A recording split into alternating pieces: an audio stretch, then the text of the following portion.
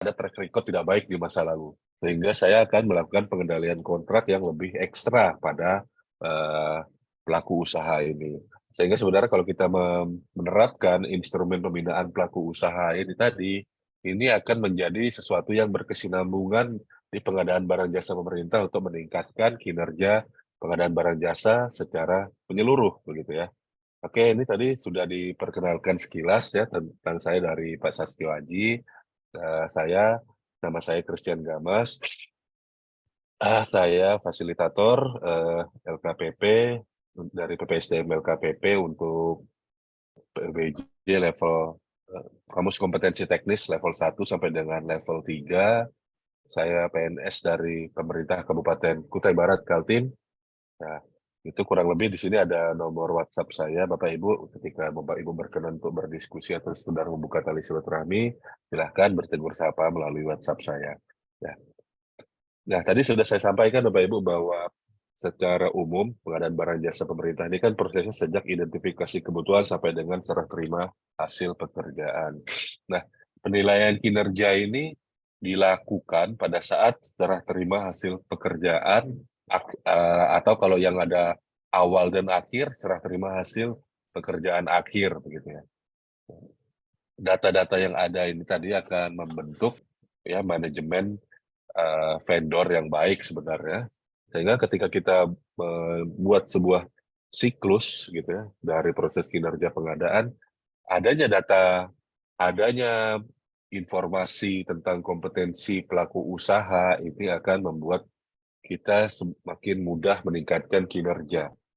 Ya, saat ini gap-nya itu cukup tinggi ya antara pelaku usaha yang memang kompeten ya, yang memang profesional di bidang pemerintah dibandingkan dengan pelaku pengadaan yang ada di sisi pemerintah. Kalau pelaku pengadaan yang ada di sisi pemerintah itu diwajibkan memiliki sertifikat kompetensi begitu ya. Atau kalau sebelum berlakunya Kamus Kompetensi Teknis dulu istilahnya sertifikat PBJ tingkat dasar ya.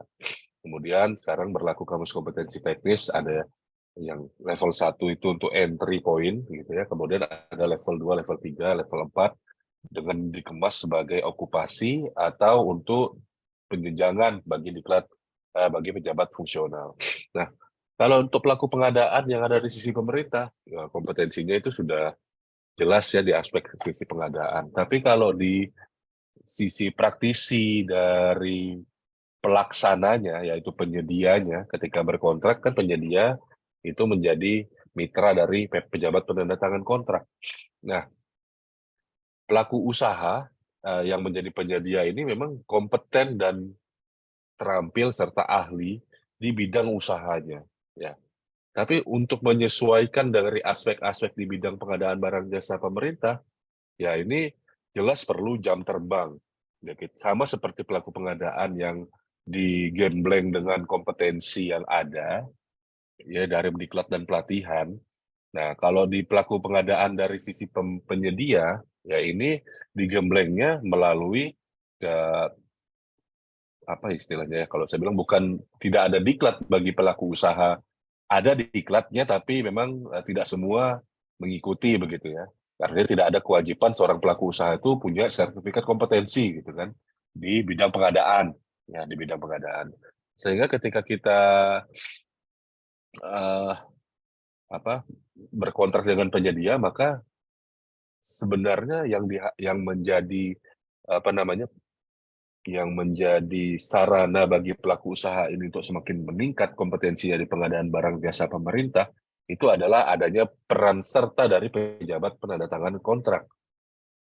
Sehingga dalam kondisi yang ada saat ini ya, ketika kita berbicara value for money, ya si PPK ya pelaku pengadaan yang ada di sisi pemerintah itu juga secara aturan ya itu dalam proses mengendalikan kontrak itu juga perlu melakukan pembinaan pelaku usaha sebagaimana yang diamanatkan di dalam peraturan LKPP nomor 4 tahun 2021. Sebelum pembinaan pelaku usaha dalam penilaian kinerja itu ada untuk pembinaan pelaku usaha yang lain, instrumen yang lain, yaitu memberikan kesempatan akses ya, memberikan peluang.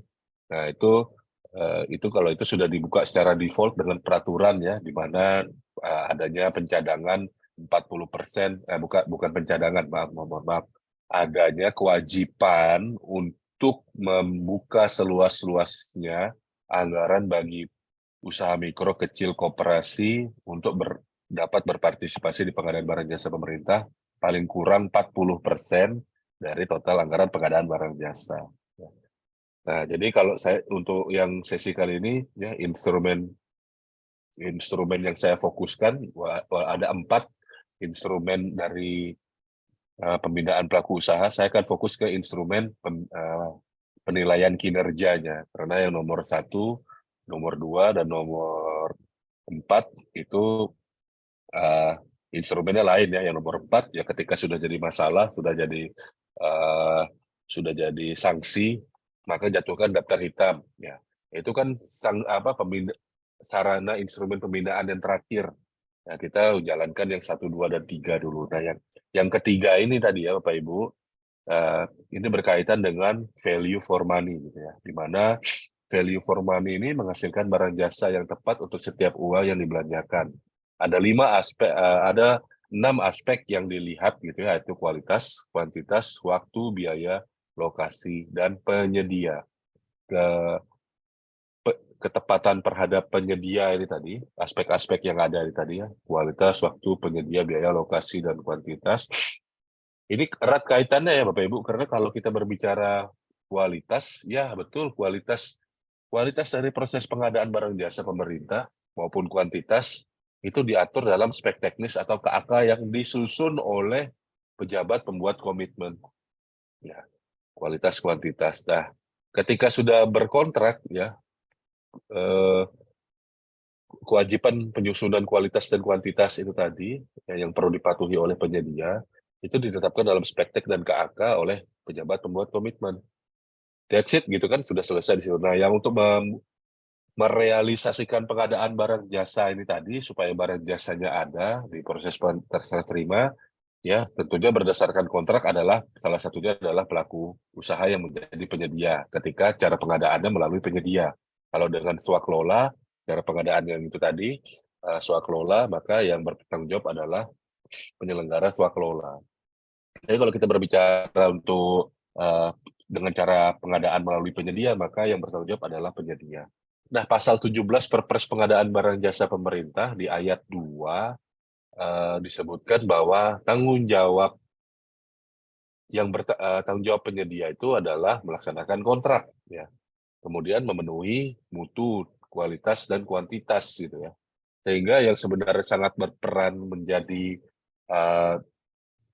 yang berperan dalam merealisasikan pengadaan barang jasa ini tadi itu adalah penyedia, dengan cara penyedia mewujudkan barang jasa sesuai dengan kontrak berdasarkan spek teknis dan KAK yang sudah disusun ini tadi oleh PPK. Nah, penyedialah yang merealisasikan hal tersebut. Nah, ini adalah sesuatu yang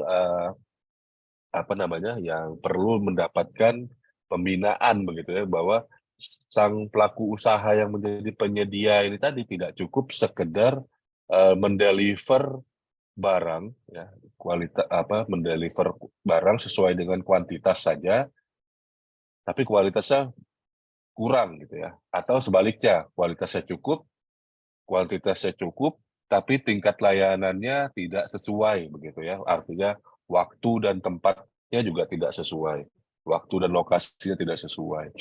Nah, aspek yang ada dalam value for money ini tadi ya kebanyakan perlu dikomunikasikan dalam proses berkontrak ya. Pelaku usaha penyedia biasanya memang sudah mahir untuk menghadirkan barang jasa, tapi ketika kita kontekstualisasikan dalam proses pengadaan barang jasa pemerintah bahwa menghadirkan barang jasa saja itu not enough gitu ya, tidak cukup, harus ada aspek-aspek yang lain di mana harus terwujud semuanya, maka terbentuklah yang namanya value for money ini tadi. yaitu apa saja? Kualitas, kuantitas, biaya, waktu, lokasi, dan penyedia keseluruhannya tepat untuk setiap rupiah uang yang dibelanjakan. Dengan demikian, ya, eh, perlu adanya sarana atau wahana bagi terbinanya pelaku usaha ini tadi ya, yang menjadi pelaku pengadaan, yang akhirnya kita kenal sebagai penyedia ketika berkontrak, untuk mendapatkan semacam pengembangan semacam instrumen ya untuk mengembangkan kompetensinya supaya bisa matching nih dengan kebutuhan dari pelaku pengadaan di sisi pemerintah. Oleh karena itu, hadirlah gitu ya instrumen yang namanya penilaian kinerja. Ya. Mari sebelum kita membahas instrumen penilaian kinerja ini tadi, kita sudah tahu bersama bahwa ada berbagai macam pelaku pengadaan berdasarkan Perpres 19 2018 yang diubah di Perpres 12 2021. Nah, pelaku pengadaan ini tadi salah satunya adalah penyedia. Kalau kita perhatikan, penyedia itu tadi tanggung jawab dan kewenangannya, tanggung jawabnya itu diatur dalam pasal 17 gitu ya. Di situ disebutkan tanggung jawab penyedia. Nah, pelaku usaha yang menjadi penyedia ini tadi adalah satu-satunya pelaku pengadaan yang bukan dari sisi pemerintah. Misalnya, sisanya ya Pokja, PAKPA, PPK, pejabat pengadaan itu adalah dari sisi pemerintah begitu ya. Nah, penyedia dengan pelaku usaha itu berbeda ya Bapak Ibu. Kalau penyedia ya ini sudah pelaku usaha yang menyediakan barang jasa berdasarkan kontrak. Sedangkan kalau pelaku usaha ya definisi yang detailnya adalah perorangan badan usaha berbentuk badan hukum maupun bukan badan hukum. Ya, intinya menyelenggarakan kegiatan usaha dalam berbagai bidang ekonomi. Jadi pelaku usaha itu masih skop luas gitu ya.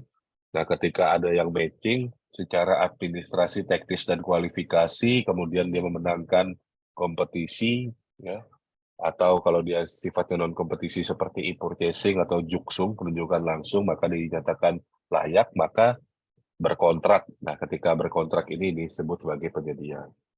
Nah, ini yang diatur dalam Perpres Pengadaan, tanggung jawab penyedia, pelaksanaan kontrak, ya, kualitas barang jasa, kuantitas gitu ya, perhitungan jumlah, volume, ketepatan waktu penyerahan, ketepatan tempat penyerahan. Kalau kita kaitkan dengan value for money yang disebutkan dalam kebijakan tujuan pengadaan pasal 4 huruf A gitu ya. Di sini masuk semua tuh aspek-aspek value for money dengan penyedia, tanggung jawab penyedia. Saya kalau kita mau memperhatikan bahwa saat ini kemungkinan besar kalau saya ngelihat kayak LHP dari pemeriksa itu sepertinya kurang tepat sasaran begitu ya. Bahwa yang disalahkan itu kebanyakan adalah ketika pengadaan barang jasa tidak sesuai, ya, bahwa yang disalahkan itu adalah pejabat pembuat komitmennya. Biasanya template yang umum saya sering baca akhir-akhir ini adalah pejabat pembuat komitmen tidak cermat dalam mengendalikan kontrak. Ya, tanpa bermaksud menyebutkan bahwa eh, apakah semua PPK seperti itu atau semua penyedia memang tidak terkendali kontraknya. Saya cuma mencoba mengembalikan lagi nih ke esensi peraturannya. Siapa sih yang ketika dalam kondisi kualitas barang jasa, ketepatan perhitungan jumlah, volume tidak sesuai, ketepatan waktu penyerahan tidak sesuai, ketepatan tempat penyerahan tidak sesuai, pelaksanaan kontrak secara umum tidak sesuai, sebenarnya itu kan tanggung jawabnya siapa, maka itulah yang sebenarnya uh, perlu mendapatkan tindakan korektif begitu ya. Nah, ketika dalam LHP yang saya sering perhatikan di sini bahwa PPK tidak cermat melakukan pengendalian kontrak begitu. Ya, let's say memang bahwa semua PPK tidak ada melakukan pengendalian kontrak begitu. Artinya kita abaikan saja semua dokumen-dokumen laporan harian yang ditandatangani PPK begitu ya. Artinya memang PPK tidak mengendalikan kontrak uh, secara total gitu, sehingga semua yang salah maka dibebankan kepada PPK. Nah, Kalau seperti itu terus-menerus dilakukan begitu ya, artinya secara aturan tanggung jawab penyedia diabaikan, pokoknya sekarang semua ketika pengadaan berjasa bermasalah, itu adalah salahnya PPK. Maka tidak akan berjalan ekosistem pengadaan yang baik begitu. Karena apa? Seharusnya kalau saya berpikiran bahwa ketika ada yang tidak beres dari pengadaan barang jasa pemerintah, kita lihat dulu PPK ini melakukan tindakan apa saja selama proses pelaksanaan kontrak. Ya kalau memang PPK tidak pernah melakukan pengendalian kontrak sama sekali, tidak pernah ada surat teguran, tidak ada penilaian kinerja dan seterusnya, ya memang betul ya PPK-nya yang keliru begitu ya. Tapi ketika PPK itu tadi sudah melaksanakan pengendalian kontrak, artinya ada rapat-rapat yang dilaksanakan periodikal, ada surat peringatan yang sudah dikeluarkan dan seterusnya, ya maka PPK sebenarnya sudah melakukan pengendalian kontrak, hanya saja belum melakukan uh, pembinaan pada penyedia. Pembinaan dalam penyedia kepada penyedia ini adalah dilakukan dengan penilaian kinerja penyedianya. Salah satu dokumen yang ada yang diharapkan untuk pengendalian kinerja penilaian kinerja ini tadi itu ada di uh, Perlem 4 tahun 2021. Penilaian kinerja ini penting Bapak Ibu. Kenapa? Ketika penilaian kinerja ini tadi sudah terintegrasi, sudah dibuatkan formatnya, ya kita sudah masukkan ke dalam sistem, ya nantinya ini akan menjadi tercatat dalam sistem begitu ya. Kalau yang ada saat ini gitu ya, pengendalian kontrak diabaikan, masuk dalam daftar hitam, ya. Masuk dalam daftar hitam itu hanya 1 tahun sampai dengan 2 tahun, setelah itu bisa ikut lagi begitu. Nah, di sini tidak terlihat gitu ya gimana caranya track record-nya dari pelaku usaha bahwa dia pernah ada kelemahan-kelemahan gitu. Nah, ketika eh, pembinaan pelaku usaha ini tadi sudah terlaksana ya dengan menggunakan instrumen penilaian kinerja, maka track record-nya itu akan kelihatan di mana dia lemah begitu ya. Nah, ini akan menjadi upaya agar dia mau meningkatkan karena sudah tercatat oleh sistem akan mau meningkatkan eh, servisnya, jasanya gitu ya, layanannya. Dan ini juga akan ketika dilakukan penilaian melalui instrumen penilaian kinerja ini Bapak Ibu oleh para pejabat penandatangan kontrak, ini kan akan menjadi ajang wahana untuk berkompetisi secara kinerja karena data-datanya itu akan masuk begitu ya ke dalam sistem, dalam vendor manajemen sistem kita yaitu SIKAP. Nah, ini uh, otomatis gitu ya kalau kita berbicara semua sudah melakukan maka uh, tidak ada yang mau tercatat punya kekurangan begitu ya. Nah, sehingga bahkan berlomba-lomba menjadi lebih baik. Dan kalau kita pun melihat ada yang katakanlah kita dapat pemenang tadi yang seperti saya sampaikan di awal, dia punya track record di masalah keterlambatan uh, pekerjaan gitu ya, pemenuhan waktu gitu. Nah, maka nilainya skornya aspek yang lemah ini tadi adalah di keterlambatan waktu kerjanya. Maka sebagai seorang pejabat pembuat komitmen yang sifatnya mengendalikan kontrak, ya kita akan mengendalikan kontrak ini tadi dari lebih kuat, lebih intens kepada pemenuhan waktu begitu ya. Nah, sehingga Bapak Ibu dengan memahami bahwa value for money ini sebenarnya ada di tanggung jawabnya penyedia, kemudian memperhatikan bahwa selama ini ya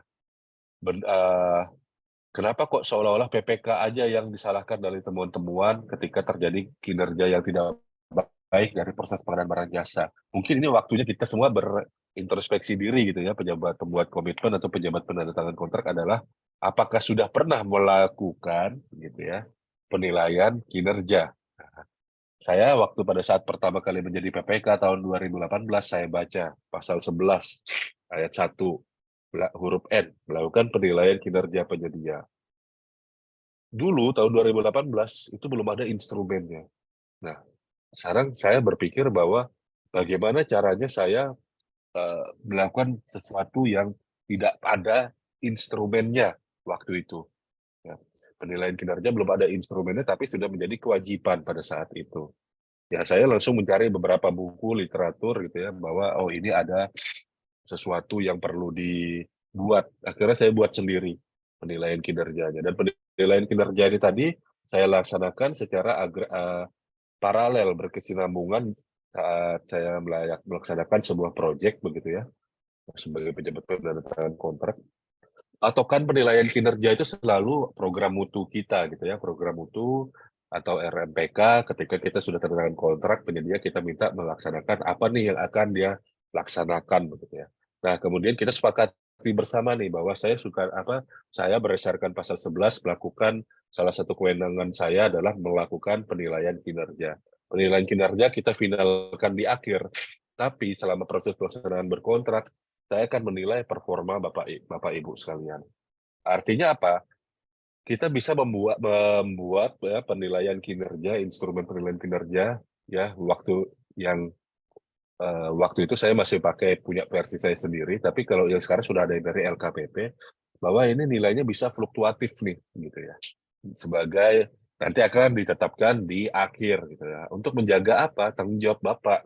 Saya pengendali kontrak. Bapak pelaksana tanggung jawab terhadap pelaksanaan kontrak. Nah, karena ini kita saling beririsan, maka saya melaksanakan roda saya, yaitu mengendalikan. Bapak melaksanakan pekerjaan.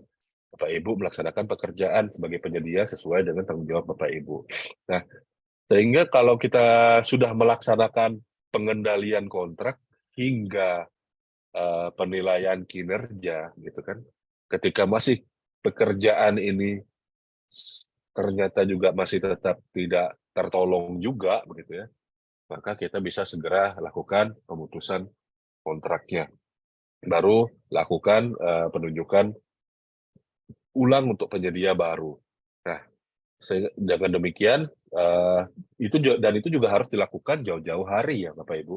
Jauh-jauh hari artinya jangan tunggu kontrak itu selesai baru atau malah sudah lewat gitu ya 5 hari, astaga saya lupa gitu ya 5 hari lalu kontraknya sudah selesai nih, barangnya belum datang, ini harus dilakukan gimana.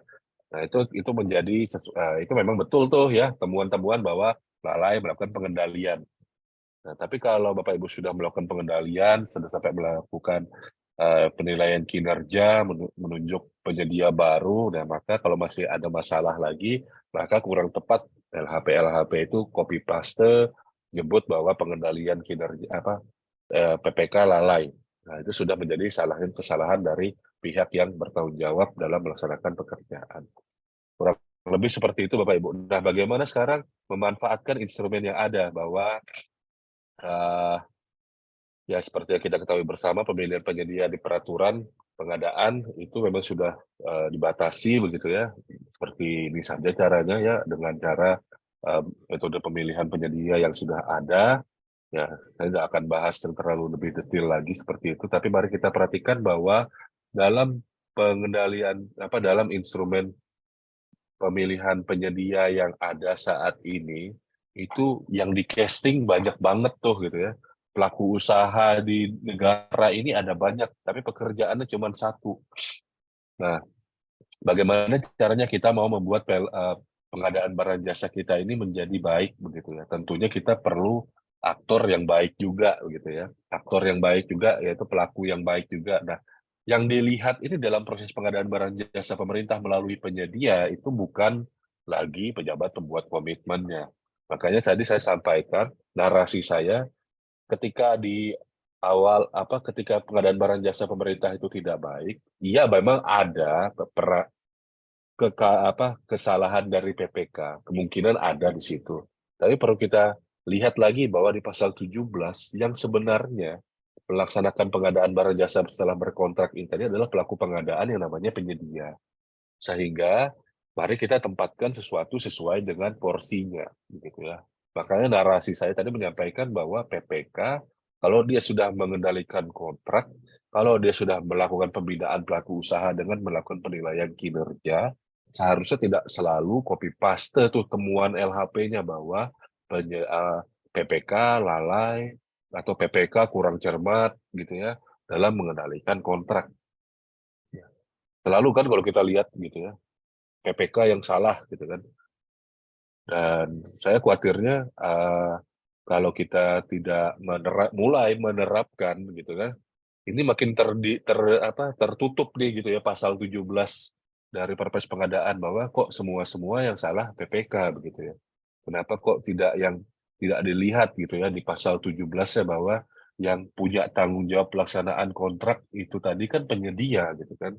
Nah, nah supaya kita lebih sama-sama bisa fair, ya maka kita harus melakukan. Tentunya syarat itu tadi baru bisa terpenuhi ketika apa? Penyedia ini tadi sudah kita lakukan pembinaan gitu ya, sudah kita lakukan penilaian kinerjanya. Nah, bagaimana caranya kita mendapatkan penyedia yang bisa berkinerja? Ya, mari kita analogikan dengan proses pembuatan film begitu ya. Ya, bisa kalau kita bayangkan gitu ya, dari sisi pelakunya. Dalam sebuah pembuatan film gitu ya, PA itu adalah eksekutif produser karena dia yang punya duitnya ya, yang punya anggarannya gitu ya, pengguna anggaran. KPA itu adalah produsernya, kemudian PPK ini karena dia pengendali kontrak, dia sebagai ya uh, film directornya gitu ya, sebagai pengarah gitu kan, sutradara. Nah, terus yang yang mencari bintangnya ini, ya, the stars ini adalah pejabat pengadaan atau kelompok kerja pemilihan. Ini adalah casting director.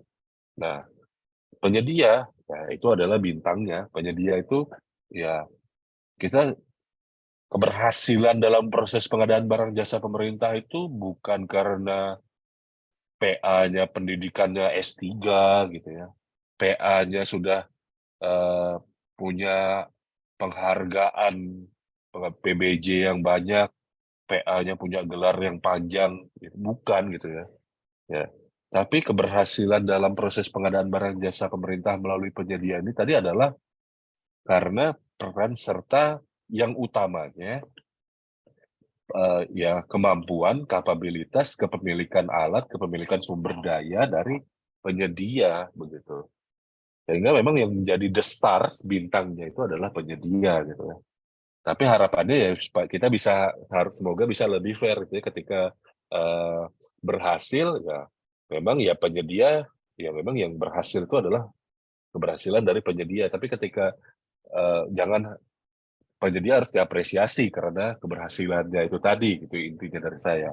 Bukan ketika ada permasalahan maka penyedia langsung jadi kambing hitamnya begitu. Enggak, kita harus tetap memandang instrumen penilaian kinerja penyedia ini tadi itu digunakan bukan hanya karena eh, keberhasilan dari penyedia saja, tapi kalau penyediaannya memang gagal atau penyediaannya kurang baik, maka instrumen ini tetap harus dilaksanakan supaya apa? Ketika nanti masa daftar hitamnya sudah habis, gitu ya, kemudian penyedia ini kembali masuk di pengadaan barang jasa pemerintah dan mendapatkan PPK baru di paket yang lain, maka kita tahu nih gitu ya, dia kekurangannya di mana dan kita lakukan pembinaan di aspek yang lemah itu tadi. Kurang lebih seperti itu Bapak Ibu. Nah ini saya cuma menyebutkan bahwa PPK ini ya, eh, kembali saya mengemphasiskan bahwa PPK pejabat yang diberi kewenangan untuk mengambil keputusan atau melakukan tindakan. Ya, tindakannya dapat mengakibatkan pengeluaran anggaran belanja. Ya, sifatnya strategis Bapak Ibu, ya, tapi bukan di teknis operasional. Ya, sifatnya strategis. Ya. Ya, yang ada di sini ya, yang paling penting ya, yang terkait dengan pengendalian kinerja penyedia adalah mengendalikan kontrak begitu ya. Setelah dikendalikan, penyedia menyerahkan hasil pekerjaan, barulah PPK menyerahkan hasil pengadaan yaitu tadi kepada PA-KPA. Nah, dan yang menjadi esensi lagi ya, ini adalah dia menilai kinerja penyedia. Ya. Menilai kinerja penyedia ini tadi itu satu rangkaian sebenarnya dari seluruh kegiatan kewenangan dari PPK. PPK mengendalikan kontrak dari penyedia gitu ya. Kontrak dengan penyedia ini tadi berujung kepada penilaian kinerja. Sedangkan yang punya kewenangan untuk melaksanakan kontrak, ya, mencapai kinerja pengadaan ini tadi adalah penyedia. Penyedia melaksanakan kontrak. Keduanya ini adalah hal yang berbeda, tapi kalau mau ditelusuri sebenarnya saling beririsan. Sehingga dalam hubungannya perlu diterapkan strategi begitu. PPK tentu tidak bisa melakukan intervensi terlalu berlebihan dalam hal pelaksanaan teknis pekerjaan. Contoh misalkan, ini keterlambatan karena material. Nah, PPK nggak mungkin mencarikan pemasok bagi penyedia. Eh, apa ya, misalkan ini kita terlambat nih di laboratorium karena vinyl untuk lantai belum bisa datang. Nah, PPK nggak mungkin melakukan intervensi yang terlalu berlebihan bahwa oh ya sudah saya punya kenalan yang bisa saya nanti bantuin cari vinyl gitu. Itu offside PPK-nya. Jadi ingat, yang PPK ini mengendalikan kontrak ke penyedia, tapi yang melaksanakan kontrak adalah penyedia. Ya.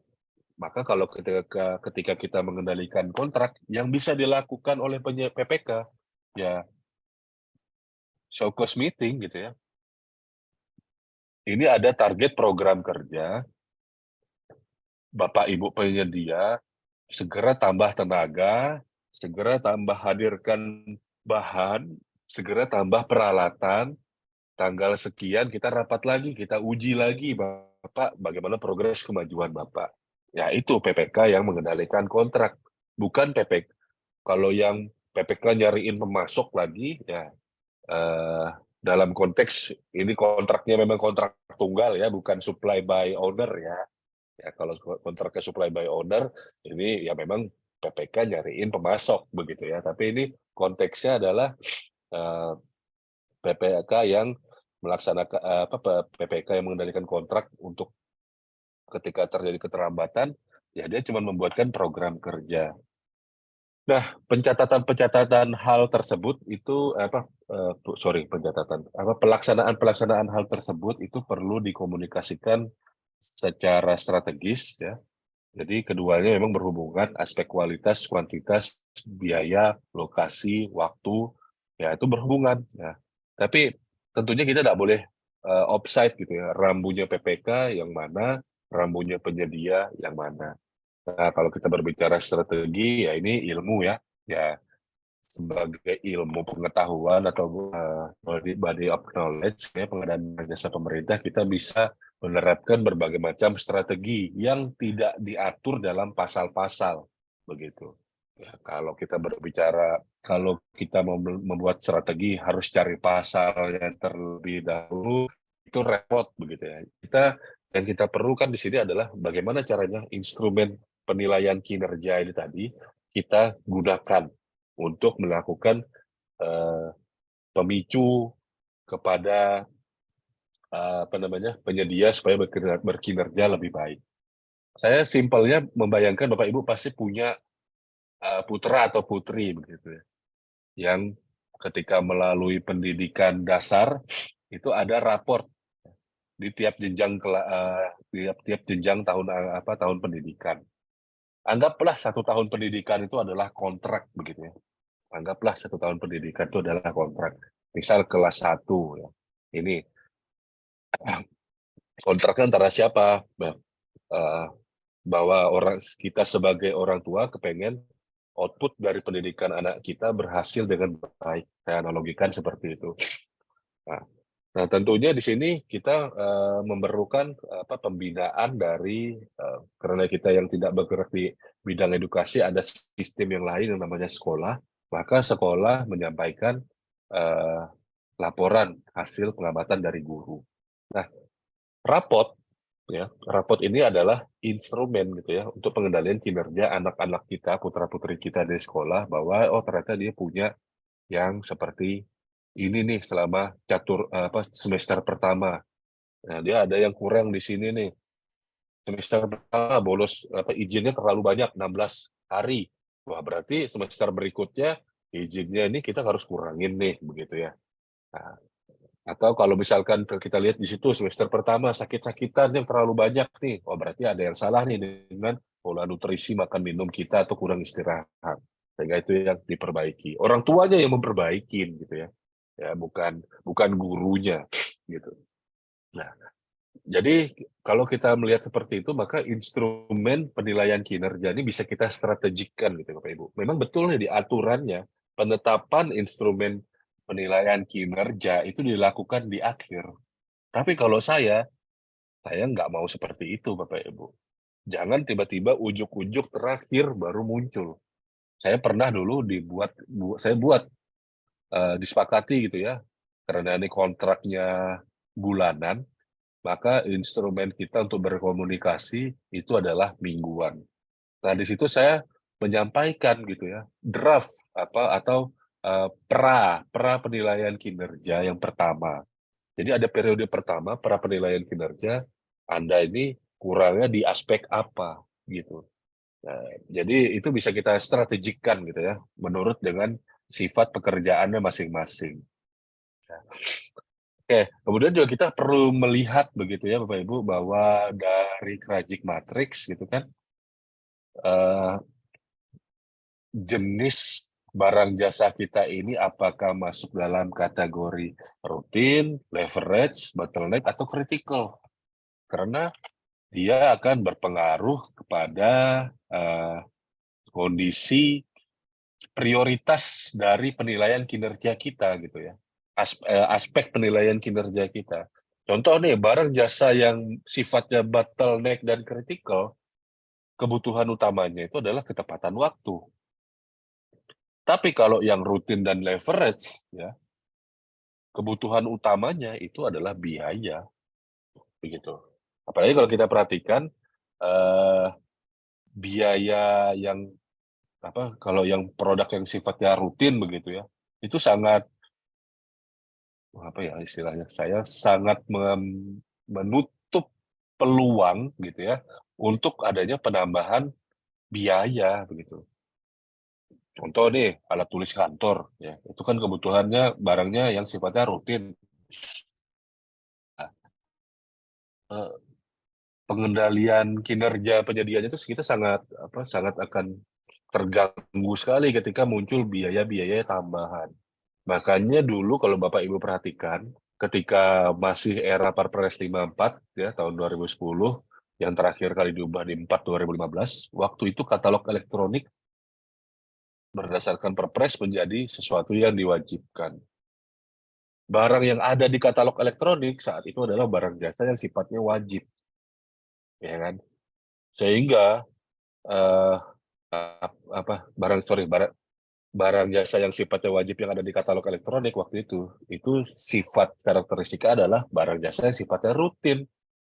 Sehingga ketika diberlakukan kewajiban penggunaan katalog elektronik nasional se-Indonesia, muncul biaya tambahan karena ongkos kirim dan itu lebih membuat barang yang beli di katalog itu mahal karena tambahan ongkos kirimnya dibandingkan dengan pengadaan langsung kalau dia beli di toko-toko setempat, itu membuat proses pengadaan barang jasa di katalog elektronik pada masa itu menjadi kurang diminati begitu ya. Menjadi sesuatu yang akhirnya jadi dikatakan bermasalah. Ya karena apa? Karena dalam sifatnya dalam pengendalian kontrak untuk kinerja pengadaan barang jasa yang sifatnya rutin, biaya itu menjadi sesuatu yang sifatnya kebutuhan utama. Ya, itu nggak bisa ditolerir tuh adanya penambahan biaya gitu. Nah, berbeda dengan barang jasa yang sifatnya bottleneck dan critical gitu ya. Biaya itu nggak masalah. Kalau ada penambahan itu bukan sesuatu yang menjadi perhatian. Yang paling penting ini kalau barang jasa yang risiko tinggi, sifatnya bottleneck atau critical, ya kebutuhan utamanya adalah waktu. Nah, di sini kalau kita perhatikan, instrumen pengendalian kontrak kita sebenarnya harusnya tidak mengunci, ya, harusnya ya, itu tidak mengunci bobotnya terbesar pada satu aspek sebenarnya. Mungkin ini bisa digaungkan juga bagi teman-teman IAPI bahwa ya jangan disamaratain gitu loh bobotnya begitu loh. Karena kan tiap jenis pekerjaan ya ada yang lebih concernnya ke waktu ya, sehingga penilaian kinerjanya bisa lebih fair. Tapi ini tadi sekedar pemantik diskusi saja, gitu ya, bahwa sebenarnya tidak bisa lebih tepat, tidak tepat juga kalau kita hanya mengunci satu kebutuhan utama itu dalam penilaian kinerja berdasarkan bobot terbesarnya, berdasarkan peraturan saja begitu ya. Tapi harus melihat eh, ketepatan aspek dari sifat pekerjaannya. Yang pasti Bapak Ibu, sebuah organisasi itu perlu eh, punya ekspektasi gitu ya. Punya ekspektasi seperti apa yang harus dilaksanakan gitu ya.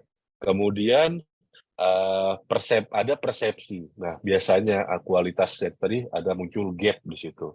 Gap-nya di sini tadi biasanya disebabkan oleh bagaimana kekurang pahaman dari pembuat uh, paket gitu ya, atau pembuat kebijakan, atau bagaimana standar-standar yang ada begitu. Karena penilaian kinerja penyedia itu tadi ya bisa jadi berbeda jenis organisasi, berbeda jenis pengadaan, berbeda jenis nilai paket itu bobotnya harusnya akan berbeda-beda juga gitu ya. Bobotnya harusnya akan berbeda-beda juga karena tiap organisasi punya permasalahan yang perlu dilihat masing-masing gitu ya dalam pemenuhan standarnya. Oke. Nah, di sini ya permasalahannya muncul ketika kita melihat apa yang tadi gagasan yang saya kemukakan, adanya kesenjangan gap antara harapan pengguna jasa, adanya kesenjangan perbedaan selisih pendapat antara pengguna jasa dengan penyedia dan berbagai macam inkonsistensi gitu ya. Spesifikasinya sudah rigid, tapi pada saat pelaksanaan kontrak berubah-ubah. Berubah-ubahnya tuh bukan karena kondisi di lapangannya gitu ya, tapi karena mood-nya yang tukang inspeksinya lagi kurang bagus gitu ya. Atau misalkan mood yang tukang inspeksinya karena misalnya kepala daerah nih gitu ya. Kepala daerah itu kan eh, berbicaranya itu kan tergantung dari berapa banyak kamera, mohon maaf, yang memonitor gitu ya. Nah, apalagi kalau dia kepengen maju lagi gitu kan. Nah, ketika dia dalam posisi kepengen maju lagi atau mau maju lebih tinggi lagi gitu, ya itu mulai tuh aksi tendang-tendangan eh, pengadaan barang jasa ketika dia melakukan sidak, teriak-teriak gitu kan, histeris, menjerit-menjerit. Nah, akhirnya apa spesifikasi harus berubah gitu ya. Di tempat saya aja dulu ya Bapak Ibu, wah apa betonnya belum kering, bupatinya itu nendang gitu loh. Ya iyalah anu baru di baru di eh, baru dipasang gitu ya konstruksinya, ditendang, ya belum kering semennya ya pasti hancur. Oh ini langsung dimarahin gitu kan. Spesifikasinya nggak bener ini gini-gini. Nah, akhirnya apa ngerubah speknya gitu kan. Nah, maunya seperti apa Pak? Dibuat berita aduh kan berdasarkan sidak. Nah ini kan jadi inkonsistensi juga ini permasalahan gitu ya. Yang menyebabkan kinerja pengadaan juga kurang baik. Ya berbagai macam masalah ini tadi sebenarnya kalau kita melakukan pemanfaatan instrumen seperti raport berkala, berkala, maka ada yang bisa kita susun begitu ya, sebuah instrumen menggunakan instrumen yang ada bahwa kita bisa screening gitu ya, mensounding bahwa progres saat ini sudah memuaskan, sangat memuaskan, atau kurang. Nah, kita membandingkan antara ekspektasi dengan proses yang sedang berlangsung. Jadi ketika data ini lengkap begitu ya, misal nih Anda sebagai PA PPK atau KPA mendampingi kepala daerah, mohon izin saya minum sebentar Bapak Ibu ya. Silakan, Pak. Ya, ya jadi ini sudah ada datanya bahwa proses saat ini termasuk dengan penilaian kinerja saat ini sudah masuk dalam kondisi apa. Sehingga sebelum pimpinannya atraksi di depan kamera, saya suka bilang nggak atraksi, itu tahu dulu nih. Kalau baru dicor kemarin ya jangan minta eh, jangan melakukan atraksi tendang-tendang tembok gitu kan. Karena baru dicor kemarin gitu loh. Dan cor yang kemarin ini masih masuk dalam zona toleransi. Nah, jadi ketepatan waktunya itu masih eh, sesuai. Kalau Bapak tendang lagi, nanti sumber daya yang ada hancur ini tadi, benerin lagi pekerjaan yang lain terhambat gitu. Gitu ya, Pak Kepala Daerah misalkan. Nah, ini kan kita bisa memanfaatkan instrumen yang ada ini tadi ya, pengendalian kinerja dengan eh,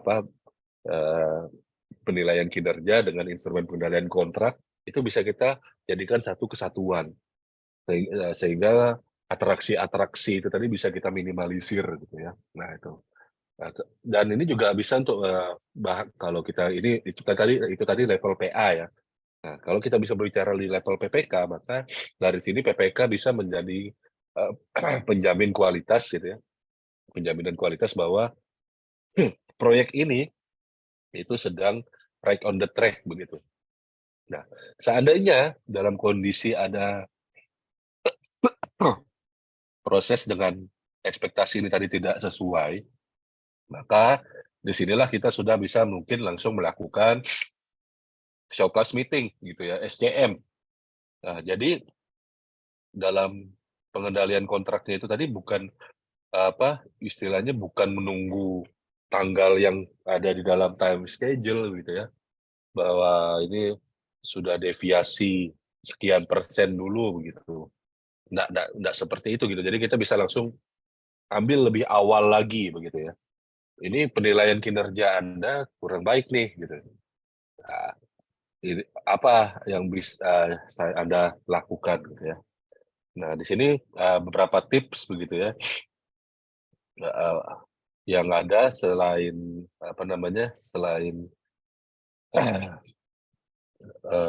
beberapa tips ya bagi yang bisa kita berikan kepada PPK, bagaimana sebenarnya PPK ini harusnya mengetahui kinerja penyedia yang bekerja padanya. Nah, contoh nih ya, kalau kita lihat, ini anggaplah ini jasa lainnya gitu ya. Jasa lainnya ketika sebuah pekerjaan itu tadi eh, ada tumpahan begitu ya, atau ada kotoran sampah yang perlu diangkat.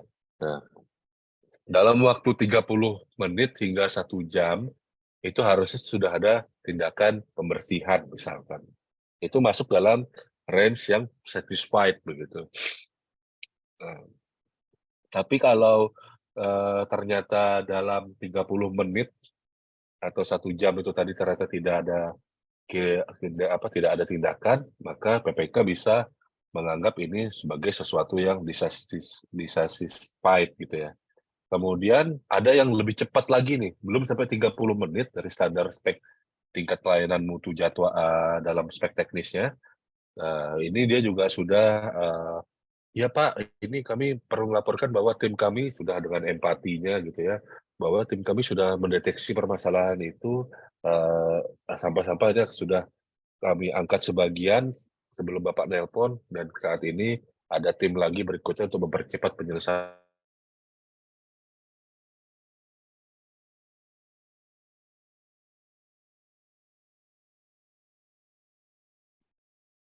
untuk menilai kinerja. Nah, ketika poin-poin ini tadi sudah bisa tercatat begitu ya, hariannya dalam instrumen penilaian kinerja yang berjenjang ini tadi, ketika kita mau melakukan rapat dengan PPK, kita bisa mengungkit lagi. Pak, ini kok saya ngelihat 3 minggu yang lalu Bapak bisa sebaik ini timnya Bapak, ya, pada tanggal sekian. Tapi kok akhir-akhir ini kinerjanya kok melorot gitu loh. Dulu saya pada saat mau memerintahkan pengangkutan sampah atau ada apa, timnya Bapak sudah duluan.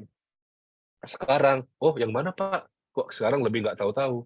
Nah, kenapa kok antara, misal ada gap 2 minggu begitu ya, kenapa kok antara 2 minggu yang lalu dengan kemarin kok ada perbedaan? Nah, di sini kan kita juga menjadi bisa memanfaatkan bahwa instrumen penilaian kinerja yang ada dalam peraturan LKPP itu tadi, ketika digunakan untuk mengendalikan kontrak, ini menjadi sesuatu yang lebih positif ketimbang dia digunakan hanya di akhir, ya. Ketika dia hanya digunakan pada saat BHST gitu. Walaupun ya nggak salah juga begitu ya. Nah, di sisi lain ya penyedia ketika melihat tadi, ketika dia dikomunikasikan, dia juga bisa melihat, oh ternyata customer saya di sisi penyedia ya, customer saya ini memantau kinerja saya, gitu. Nah, di sini saya harus secara nggak langsung nih ya, kita membuat penyedia kita sadar bahwa penyedia harus mengelola kepuasan dari eh, pejabat penandatangan kontrak. Nah, jadi dengan memanfaatkan instrumen penilaian kinerja ini tadi, itu kita bisa saling komunikasi yang baik gitu. Sehingga ketika nanti jadi permasalahan, jadi temuan, ini bukan masalah sekedar siapa yang tanggung jawab lempar-lemparan begitu ya. Nah, tapi memang itu yang harus kita kurangin sekarang. Jadi mulai dari sekarang hindari kondisi perang dingin gitu. Ya, dibuka komunikasi kolaboratif gitu ya. Dan bagaimana cara membuka komunikasi kolaboratif itu tadi, maka instrumen penilaian kinerja yang dilakukan dari awal sampai dengan penetapan akhiran di BAST ini tadi, itu bisa kita gunakan untuk meningkatkan kinerja pengadaan. Pak, di awal, misal jasa kebersihan, Pak, di Januari, penilaian kinerjanya Bapak ini bagus, Februari agak turun dikit, Maret naik lagi, gitu kan. Nah, apa misalkan kayak gitu ya Januari tuh Januari biasa bulan Februari naik kok di bulan Maret April Mei makin lama makin nurun nih. Nah, naikin lagi dong balik kayak bulan 1 bulan 2 bulan 1 bulan 2 seperti apa Pak ini nih lihat nih apa penilaian kinerja Anda yang kemarin masih apa cleaning service-nya senyum-senyum baik sopan nggak nggak marah-marah atau nggak bentak-bentak gitu kan. Nah, coba deh diintrospeksi lagi dari manajemen itu kenapa tuh gitu. Nah, akhirnya bulan 6-nya meningkat lagi. Sehingga itu dibuka komunikasi yang kolaboratif gitu ya. Permasalahannya apa. Sehingga proses pelaksanaan kualitas pengadaannya juga bukan hanya sekedar asal ya tercapai duit cair ya sudah gitu selesai tapi kualitasnya juga berjalan.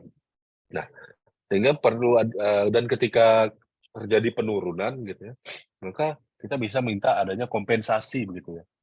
Kan misal kalau dalam kondisi kompensasi yang dalam artian positif ya,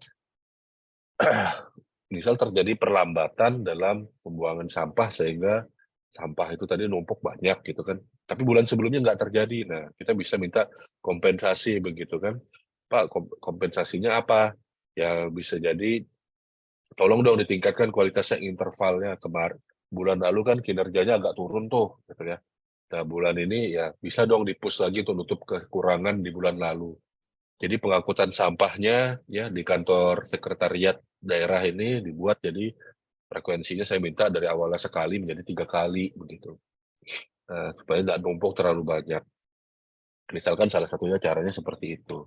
Tapi jangan overcompensate gitu ya penyedia. Maksudnya kita jangan minta kompensasi kepada penyedia itu terlalu berlebihan hanya saja karena dia ada kesalahan di masa proses kerjanya itu gitu ya. Itu nggak boleh gitu ya.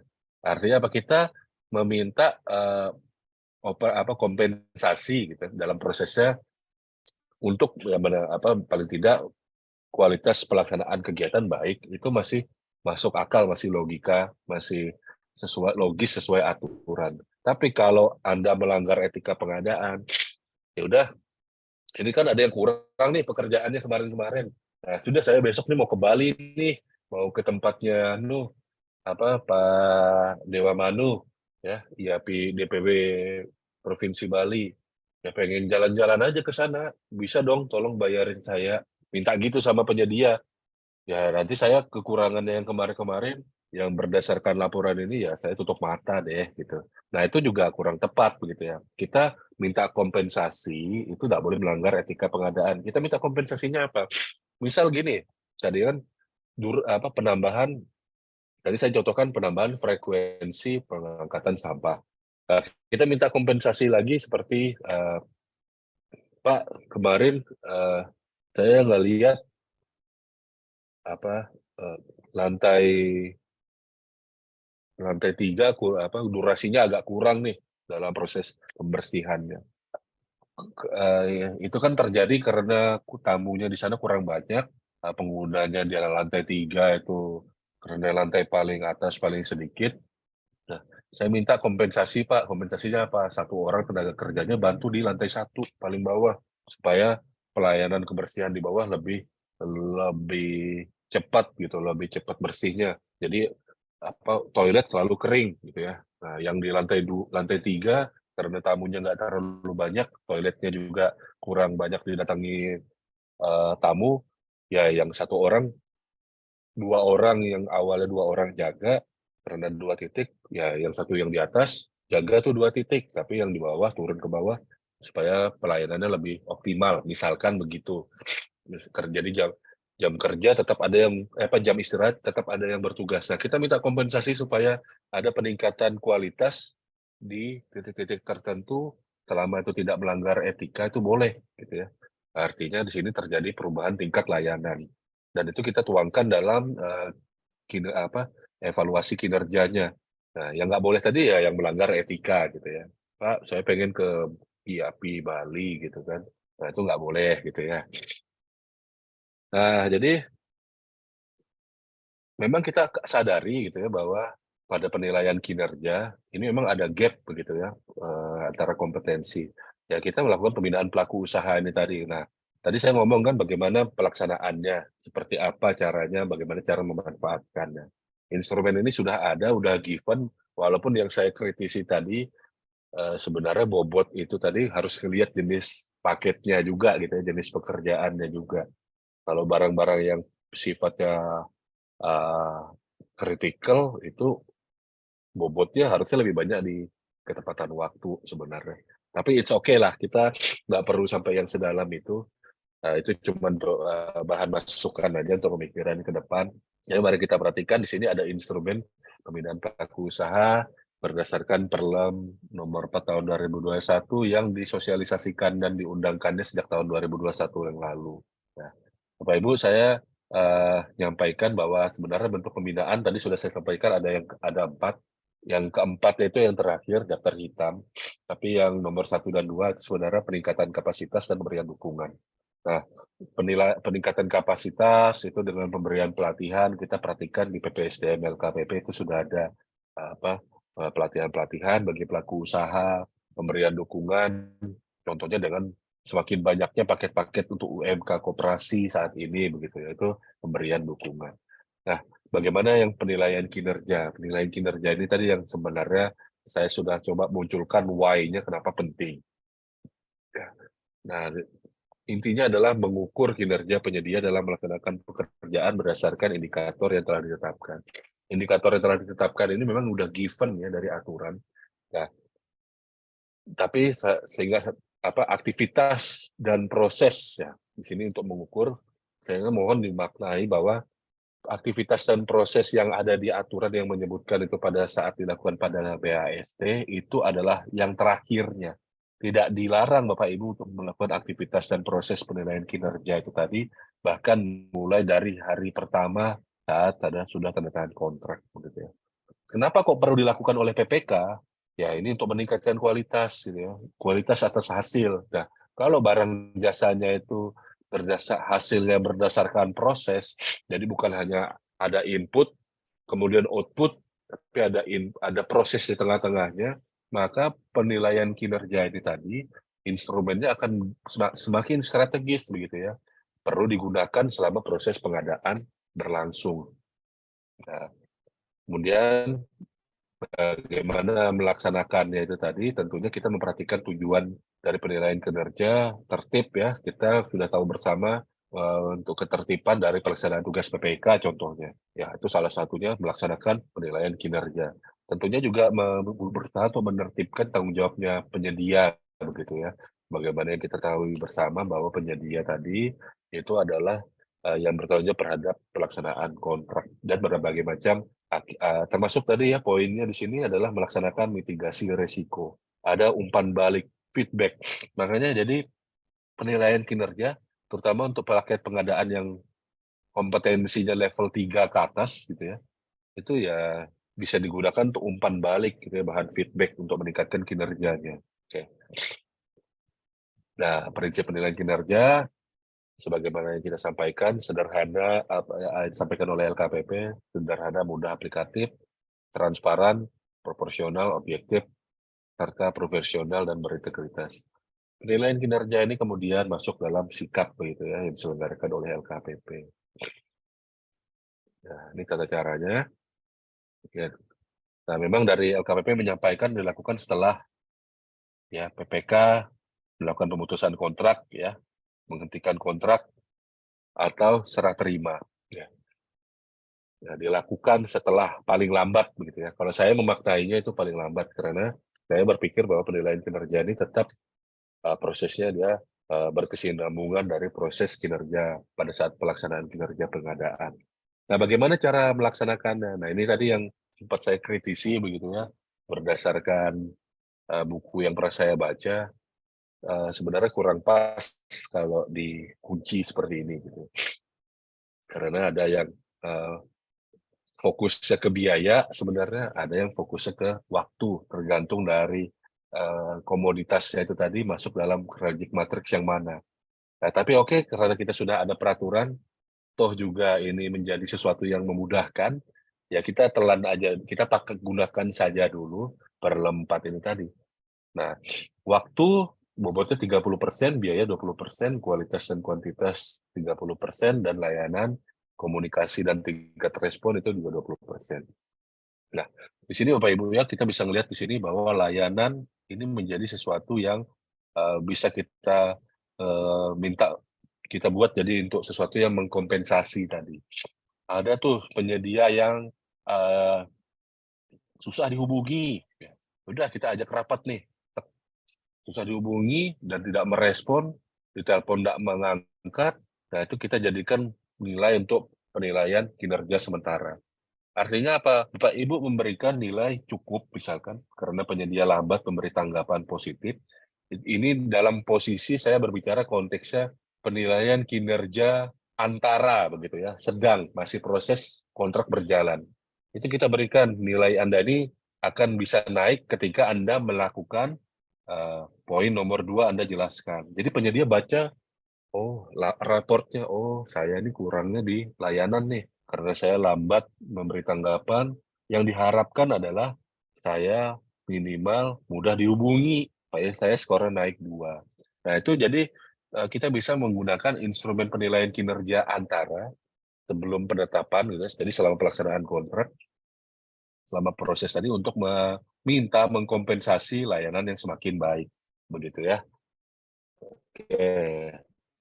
Nah ini Bapak Ibu contoh penilaian kinerja yang sudah dilakukan di akhir misalkan. Nah ini kondisinya ya sudah kalau dia lamban gitu kan, ya dia akan mengurangi. Sebenarnya dia tadi sudah bagus kualitas kuantitas, biayanya sudah bagus, waktunya sudah bagus, tapi layanannya kurang karena dia sulit diajak berdiskusi atau yang lain-lain. Nah, ini menjadikan nilai kinerjanya menjadi hanya baik. Nah, penilaian kinerja ini kalau Bapak Ibu PPK paket ini tadi menginput di sikap begitu, itu kan bisa seharusnya idealnya VMS yang baik itu bisa membuka peluang bagi PPK berikutnya untuk membaca. Nah, ketika kita membaca ini, oh ini masalahnya di layanan nih. Ya, saya bekerja dengan CV aku tampan ini masalahnya di tingkat layanannya kurang oke nih. Nah, berarti eh, poinnya adalah saya sebagai PPK karena melihat lemahnya CV aku tampan ini adalah di layanan, maka saya akan membuka peluang untuk membuka cara agar layanan ini tadi bisa didorong supaya bisa semakin meningkat gitu ya.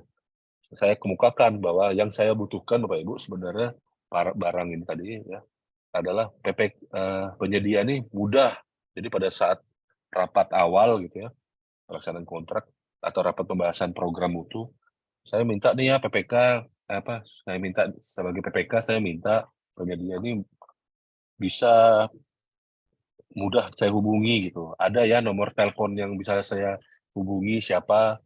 Nah, yang penting bisa saya ajak diskusi dan saya mudah hubungin untuk dalam kaitan penyelesaian pelaksanaan pekerjaan. Nah, itu diulang-ulang terus tuh supaya PPK penyedianya semakin sadar gitu ya. Kemudian di dalam tahap pelaksanaan berkontraknya juga ada raport penilaian kinerja antara ini tadi, ini nih Anda nih masih kurangnya di mana nih gitu.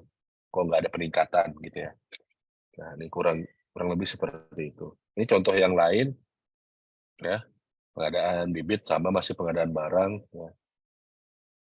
Kondisinya ya sama. Ini memang dari hasil pengamatan waktu saya coaching sama beberapa pejabat fungsional gitu ya. Memang sudah saya samarkan nama-namanya sama nilai paketnya gitu ya. Tapi memang kebanyakan dari penilaian kinerja PPK itu menunjukkan bahwa layanan gitu. Layanan itu aspeknya yang skornya kurang bisa menjadi sangat baik gitu. Kalau kualitas dan kuantitas itu bagus, waktu itu bagus gitu ya, biaya juga tidak ada penambahan atau bagaimana, itu juga masih secara otomatis sudah oke, tapi biasanya ada di tingkat layanan. Oke, demikian itu Bapak Ibu ya. Nah, ini kalau untuk berbicara hasil akhirnya setelah dimasukkan dalam rumus, dikalikan skor dengan bobotnya ditambah total, ini akan memberikan nilai akhir gitu ya, bahwa total kriteria kinerjanya berdasarkan Perlem itu adalah sangat baik kalau dia 3. Kriteria kinerja yang antara 2 sampai dengan 3 itu baik, 1 sampai dengan 2 cukup, 0 itu adalah buruk. Nah, kalau dia diputus secara sepihak oleh PPK, maka kriterianya 0. Nah, di sini monitoring monitoring yang ada berdasarkan hasil akhir gitu ya, itu kan nilainya akan terkumpulkan semua, itu juga bisa dilakukan monitoring di tingkat KL atau Pemda. Nah, lalu di yang tadi ya, scoring yang tadi itu untuk di penilaian kinerja untuk yang non e-purchasing, cuman saya agak-agak bingung juga ya dengan kenapa kok di dalam e-purchasing penilaian kinerjanya tadi pakai scoring yang berbeda begitu ya. Nah, ini sengaja saya tampilkan di sini untuk menjadi pemahaman bersama bahwa kita perlu melakukan konversi lagi begitu ya. Bahwa kita lakukan penilaian kinerja berdasarkan Perlem. Nah, nanti di scoring-nya nanti disesuaikan skalanya sesuai dengan apa yang ada di katalog. Nah, jadi dalam katalog misalkan tadi dia kalau di penilaian kinerjanya sudah kita hitung, dia dapat skornya 3 begitu ya. Nah, karena di katalog itu 1 sampai dengan 4 berarti ditambah 1 begitu ya.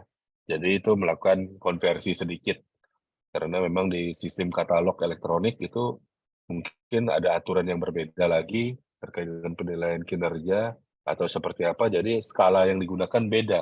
Tapi silahkan skalanya berbeda, nggak masalah, yang penting kita menggunakan peraturan LKPP, lalu kita konversi penilaian kinerja katalog ini tadi menggunakan apa yang ada di sistem.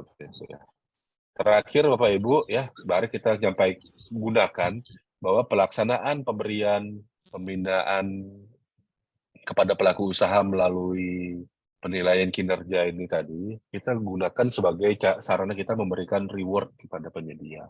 Dan ini akan menjadi sesuatu yang akan digunakan dalam proses pengadaan. Bukan tidak mungkin kalau kita melakukan proses pengadaan penilaian kinerja ini tadi berkualitas semua gitu ya. Kelak dalam proses pemilihan penyedia kita bisa menjadikan hal ini sebagai syarat-syarat kualifikasi begitu ya. Artinya apa? Dalam proses tender gitu ya untuk pengadaan konstruksi. Ya diharapkan penyedia yang masuk itu memiliki rating katakanlah 2,1 misalkan. Nah, kan akan semakin memudahkan kita mendapatkan penyedia yang semakin baik begitu. Nah, begitu ya. Tapi itu memang itu sesuatu yang nanti gitu ya. Saat ini penilaian kinerja itu karena masih tahap awal, masih belum mature, kita sendiri belum semuanya melakukan, ya, maka kita lakukanlah terlebih dahulu penilaian kinerja. Kemudian saya lihat di daerah-daerah itu bahkan di kementerian ada penilaian kinerja dalam bentuk keputusan-keputusan atau peraturan-peraturan. Nggak masalah, yang penting kita lakukan saja penilaian masih berdasarkan peraturan internal kita, kemudian variabel-variabel yang mendukung itu tadi, misal dari aspek kualitas kuantitas kita bobotkan konversi ke peraturan LKPP nomor 4 tahun 2021. Jadi peraturan internal kita tetap kita laksanakan sebagai data dukung peraturan LKPP nomor 4 tahun 2021 penilaian kinerjanya. Jadi tetap kita lakukan konversi. Ya, jadi bukan berarti penilaian kinerja yang sudah ada, mungkin sudah ada di daerah Bapak Ibu yang kajiannya sudah lebih rigid, kajiannya lebih matang, itu bukan berarti langsung tidak berlaku dan langsung dihilangkan. Boleh tetap dilaksanakan, tapi nanti ujung-ujungnya dikonversi saja supaya bisa masuk ke dalam sikap begitu ya. Sekian dan terima kasih Bapak Ibu apa yang bisa saya sampaikan. Waktu dan tempat saya kembalikan ke Pak Sastio sebagai moderator. Terima kasih. Sama-sama Pak Christian Gamas, luar biasa paparannya. Lengkap sekali Pak. Dan kalau saya pribadi sudah ada beberapa catatan, oret-oretan yang mau ditanyakan, tapi saya mau mempersilahkan dulu, memberi kesempatan kepada peserta yang lain. Saya persilahkan jika ada yang ingin didiskusikan dengan Bapak narasumber, atau bisa juga ditulis di kolom chat. Silakan Bapak Ibu.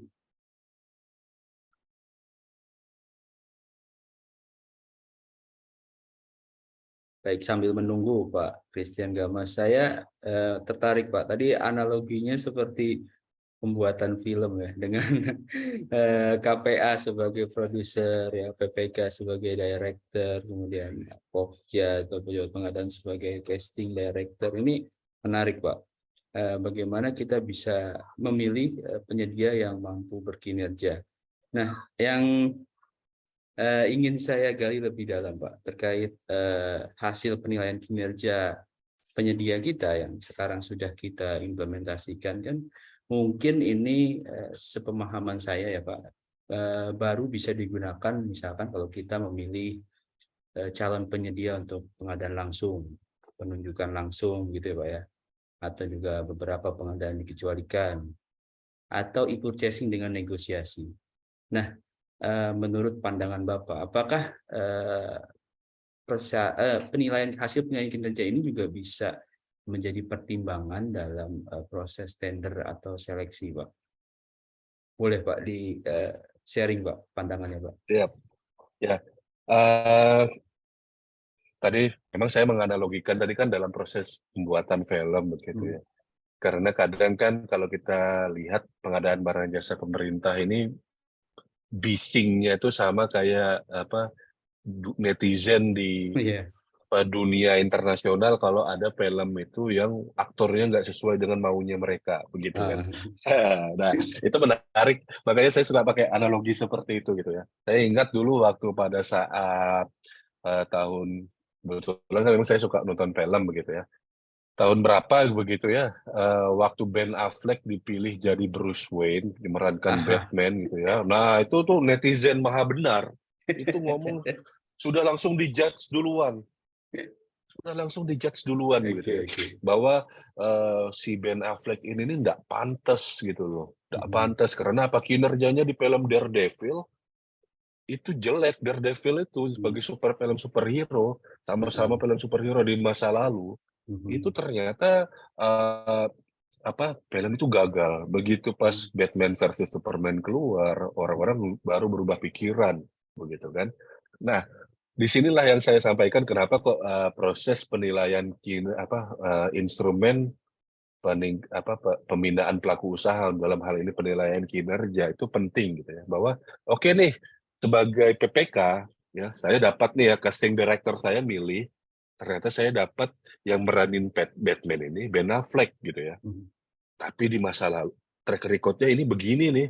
Wow, lemahnya dia ini nih gitu ya. Nah, sehingga saat ini tuh hasil tender dan seleksi seorang PPK sutradara gitu ya, director ini, dia cuma bisa ngelihat track record instrumen penilaian kinerja di masa lalu si Ben Affleck ini dia lemah di sini-sini. Ya, yang saya bisa lakukan dari kondisi yang ada ini, kekurangannya dia ini apa, itu yang saya coba tambal.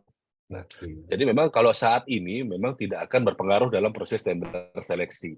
Tapi ketika kita sudah dapatnya nih, given gitu ya, penyedianya sudah dapat nih hasil tender seleksi seperti ini. Ya ini warning sign gitu. Oh, berarti nanti kamu mesti agak, well, misalkan kalau saya ngambil contoh kamu di Daredevil, tadi ya Ben Affleck ya, di Daredevil kamu dianggap kurang berwibawa gitu ya. Wah, waktu itu kamu keceng nih badanmu. Ya udah kamu di film Batman versus Superman gedein dikit badanmu biar kelihatan maco gitu. Nah, jadi akhirnya kan persepsinya berubah begitu ya. Kurang lebih seperti itulah ya pemanfaatan instrumen ini tadi. Nah, permasalahannya kan instrumen ini tadi belum diisi begitu loh. Nah, kan belum diisi. Nah, bagaimana caranya supaya instrumen ini tadi bisa bermanfaat ya? Mari kita mulai melakukan pengisian dan tolong ngisinya jangan asal. Kasihan kalau ngisinya asal gitu ya.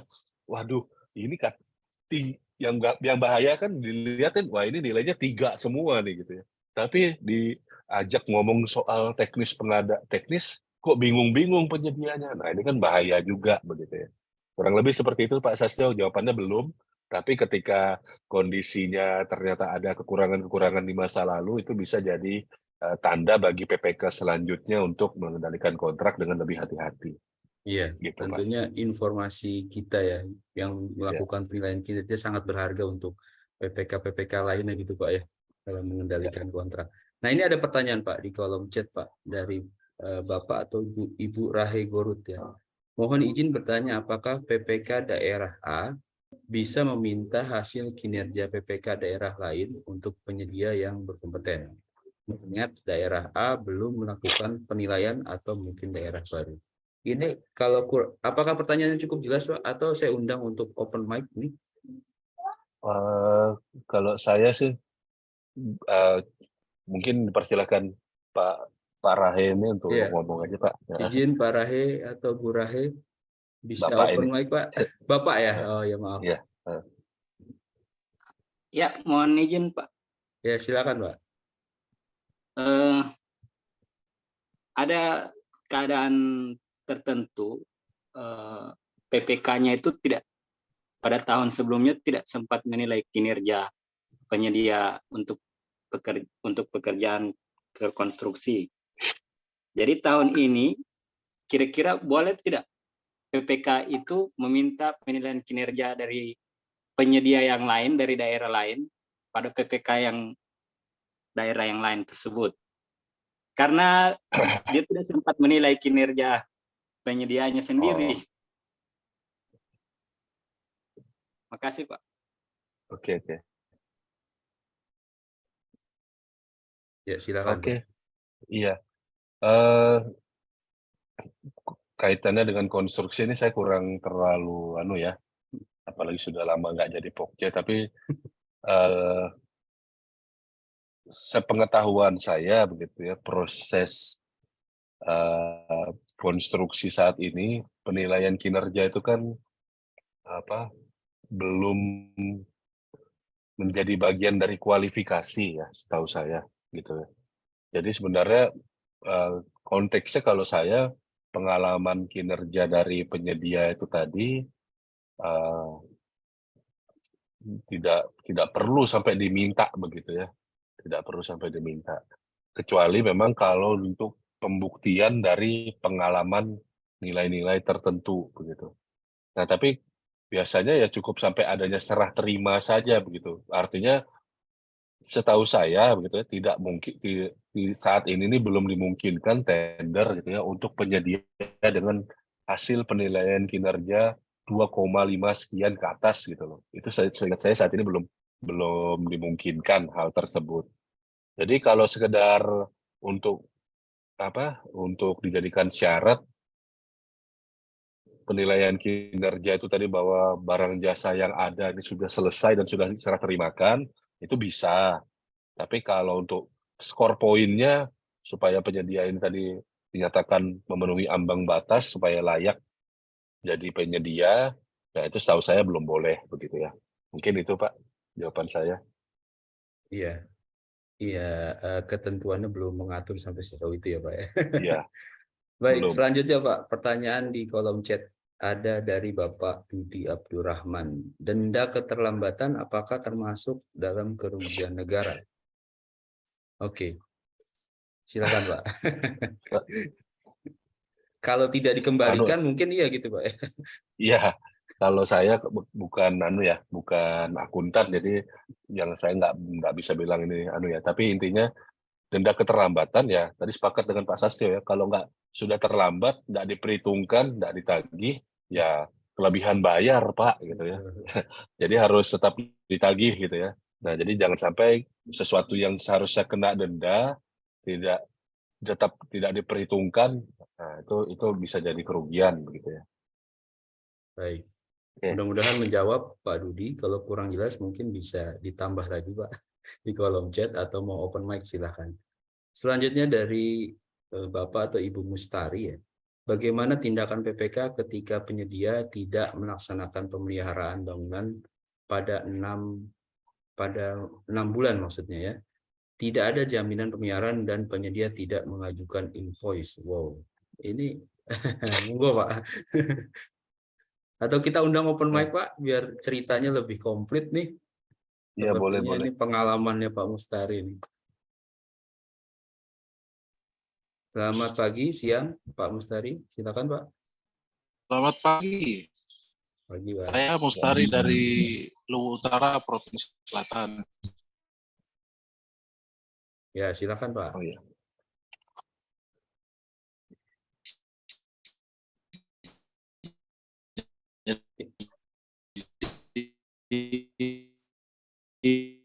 Pak, sepertinya ada kendala. Pemeliharaannya dia dilaksanakan, ada kerusakan sedikit, Hmm. sementara masa pemeliharaannya sudah lewat. Dan tidak mengajukan juga invoice untuk retensinya itu. Apa yang harus dilakukan PPK, Pak? Begitu maksudnya. Silakan Ya. Pak. Ya, jadi kan ketika dia tidak pembayarannya itu dilakukan full, tidak ada uang retensi begitu ya, maka dia pakai jaminan. Ya. Nah, tapi tadi ini kan kondisinya tidak ada jaminan pemeliharaan, jadi dia pakai uang retensi ya. Ya. Jadi ada pembayaran yang ditahan. Nah kemudian ya kalau dia memang tidak melakukan pemeliharaan ketika ada permintaan, ya memang mungkin dia sadar diri Pak, makanya dia tidak ngajuin invoice gitu ya. Ya bisa jadi gitu ya, mungkin dia sadar diri bahwa ya saya ada banyak yang ngabaikan nih gitu, ngabaikan PPK begitu ya.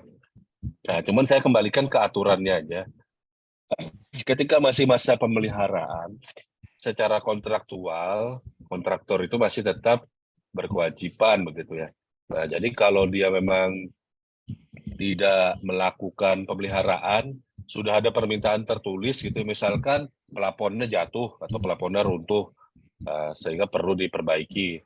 Ya udah kalau dia memang tidak melaksanakan masa itu tadi, ya udah itu jadi penilaian kinerja akhir. Makanya kan di dalam proses penilaian kinerja itu yang untuk konstruksi dia istilahnya dilakukan pada saat BAST akhir gitu ya. Nah, pada saat BAST akhir berarti penilaian kinerjanya dia tidak responsif. Nah, itu mengurangi penilaian kinerjanya dia di situ. Buruk.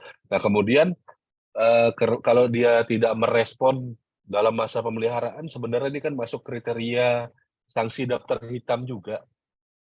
Nah, maka kita ya sebenarnya sih jauh dari yang kemarin-kemarin itu sudah kita komunikasikan bahwa daftar hitam itu bisa dikenakan kalau Anda tidak melakukan pemeliharaan. Ya, jadi bukan hanya sanksi, bisa jadi ini penyediaannya nggak tahu, dikirain Dikirain kalau masa pemeliharaan cuman nggak merespon, ini cuman uang retensinya doang yang nggak dibayar gitu loh. Nah, ini pentingnya kita komunikasi gitu, bahwa kalau masa pemeliharaan tidak dipenuhi, ya, bukan hanya masalah uang retensi atau masalah jaminan pemeliharaan yang akan dicairkan, tapi juga bisa berdampak kepada penilaian kinerja secara akhir, lalu berdampak pada pengenaan sanksi daftar hitam selama 1 tahun gitu. Jadi itu kan sudah diatur tuh, tidak melakukan masa pemeliharaan itu juga merupakan salah satu aspek wan prestasi juga begitu ya, dan itu bisa dikenakan kelalaian penyedia, bisa dikenakan daftar hitam juga, kurang lebih seperti itu Pak. Ya, mudah-mudahan menjawab Pak Mustari. Kalau ada yang kurang jelas bisa ditanyakan lagi ya Pak ya. Ini ada juga sharing dari Pak Tri Sartono, tapi saya mau dahulukan yang bertanya dulu. Nanti saya kasih kesempatan Pak Tri Sartono untuk open mic ya. Pak Rahe Gorut ini Pak, ada pertanyaan lagi. Apakah penilaian kinerja penyedia ini sampai final handover atau cukup di provisional handover?